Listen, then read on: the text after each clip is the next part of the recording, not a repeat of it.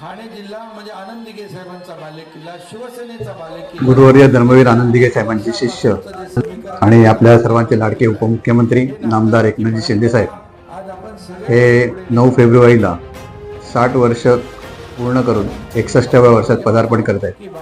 त्यांना माझ्यातर्फे वाढदिवसाच्या खूप खूप शुभेच्छा.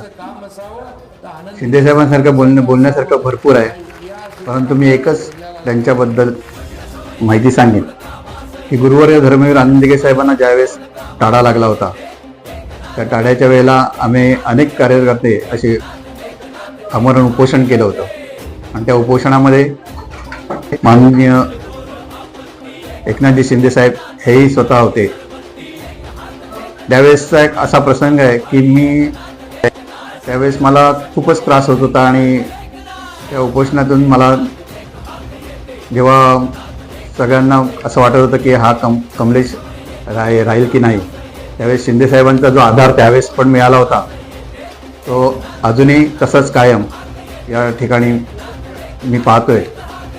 आणि गुरुवर्य दिघे साहेबांचं जे जे कार्य जे आहे, जे म्हणा दहीहंडी उत्सव असेल, नवरात्र उत्सव असेल, शालेय शिक्षणाकरता 10वीच्या SSLCच्या सराव परीक्षा असतील, हे असे अनेक उपक्रम त्यांनी त्याच पद्धतीने त्याच जोशात आतापर्यंत साजरे केलेले आहेत. मुख्यमंत्री असताना आपल्याला माहितीच आहे की त्यांनी अनेक योजना या ठिकाणी महाराष्ट्राच्या जनतेसाठी आणल्या आणि त्या योजना खूपच हे झाल्या, प्रसिद्ध झाल्या आणि त्यात लाडकी बहीण ही योजना खूपच हे झाली.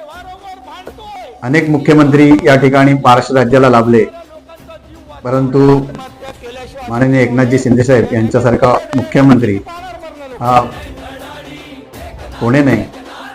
मी अशीच प्रार्थना केली त्यांच्या वाढदिवसाच्या निमित्ताने की यापुढेही आम्हाला मुख्यमंत्रीपदी माननीय एकनाथजी शिंदे साहेब असावेत असं आम्हाला वाटतंय. सगळ्या कार्यकर्त्यांना त्यांना वाढदिवसाच्या लाख लाख शुभेच्छा देतो. धन्यवाद.